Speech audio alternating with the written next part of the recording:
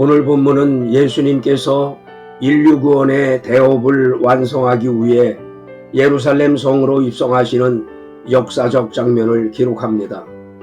예수님은 감람산 벳바게에서 두 제자를 불러 맞은편 마을에 매어 있는 나귀 새끼를 끌어오라고 명령하십니다. 누가 왜 끌어가느냐고 묻거든 주께서 쓰시겠다고만 말하라, 이런 지시를 내리셨고, 제자들이 순종했을 때 신기하게도 나귀가 준비되었습니다. 이 입성 장면은 이미 선지자 스가랴를 통해 예언된 말씀의 성취였습니다. 이 본문을 통해 주님께서 우리에게 주시는 영적 메시지를 세 가지로 나누어 묵상하고자 합니다. 첫째, 주께서 쓰시겠다고 하십니다. 예수님은 예루살렘 입성을 앞두고 제자들에게 나귀를 가져오라는 뜻밖의 명령을 내리십니다. 여기서 우리는 제자들의 절대적 순종을 봅니다. 주님은 제자들이 직면할 상황을 정확히 예견하시며 주가 쓰시겠다 하라 3절, 이런 대처 방안까지 알려주셨습니다. 상식적으로 남의 재산을 허락 없이 가져오는 것은 불가능한 일이지만 제자들은 자신의 판단을 내려놓고 말씀에 순종했습니다. 제자들의 사역이 대성공을 거둔 비결은 하나님의 능력이 뒷받침되었기 때문입니다. 우리는 흔히 어떤 일을 앞에 두고 환경의 제약이나 자신의 부족한 능력을 탓합니다. 하지만 본질적인 문제는 상황이 아니라 하나님의 말씀에 절대적으로 순종하느냐에 있습니다. 하나님은 말에 어눌한 모세를 쓰셨고 약함이 가득했던 바울을 쓰셨습니다. 그들이 쓰임받은 유일한 이유는 순종에 있습니다. 주님은 사명을 맡기실 때 그 일을 감당할 능력과 여건 또한 미리 예비해 두시는 분입니다. 혹시 주님의 일을 맡으셨습니까? 조건이나 능력을 말하기보다 주님을 신뢰하며 최선을 다해 순종하시기 바랍니다. 여기서 나귀 주인의 태도도 놓치지 말아야 합니다. 그는 주가 쓰시겠다는 한마디에 자신의 소유를 내어 놓았습니다. 성경에는 그에 대한 긴 설명이 없으나 그의 행동은 우리에게 청지기적 사명을 일깨워 줍니다. 우리가 가진 시간, 물질, 재능은 본래 주님의 것이며 주께서 필요하실 때 쓰시라고 잠시 맡기신 것입니다. 나귀 주인은 이 진리에 즉각 동의했습니다. 주님이 원하실 때 언제든 드린다는 확신이 있었기에 주저없이 헌신할 수 있었습니다. 여러분은 주님께서 내가 너의 것을 좀 쓰겠다고 하실 때 어떤 반응을 보이시겠습니까?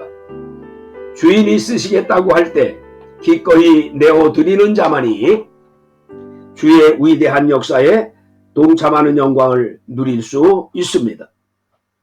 두 번째, 하나님의 말씀대로 됩니다. 예수님께서 십자가의 길을 가시며 굳이 나귀를 타고 입성하신 데는 분명한 이유가 있습니다. 그것은 선지자를 통하여 하신 말씀을 이루려 하심이라고 4절에 말씀합니다. 스가랴 선지자는 장차 메시아가 나귀를 타고 예루살렘에 임하실 것을 예언했습니다. 스가랴 9장 9절입니다. 주님은 철저히 기록된 말씀의 궤도를 따라 움직이십니다. 나귀를 타신 행위는 취향이나 의도적 퍼포먼스가 아니라 하나님의 예언을 성취하려는 신실한 걸음이었습니다. 예수님의 제자인 우리 역시 자신의 유익이나 고집을 버리고 하나님의 말씀이 내 삶에서 성취되는 것을 최우선으로 삼아야 합니다. 또한 나귀를 타신 것은 예수님이 겸손과 평화의 왕이심을 상징합니다. 세상의 정복자들은 화려한 군마와 강력한 군대를 앞세워 위세를 펼칩니다. 그러나 평화의 왕으로 오신 예수님은 가장 겸손한 짐승인 나귀, 그것도 멍에에 매는 짐승의 새끼를 타셨습니다. 주님은 세상의 권세와는 차원이 다른 겸손의 권위를 보여주셨습니다.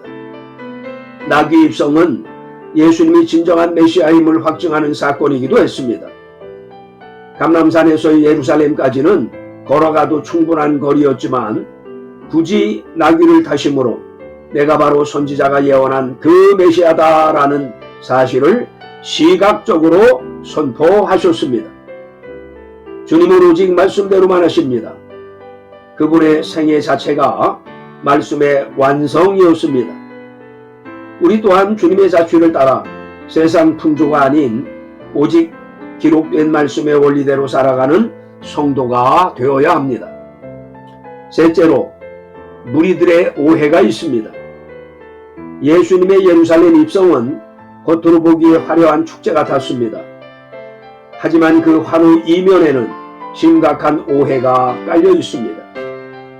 예수님은 인류를 대신해 죽기 위해 십자가의 길로 들어가는데 무리들은 예수님이 로마의 압제를 끝내고 자신들을 지상낙원으로 이끌 정치적 영웅이라 생각했습니다.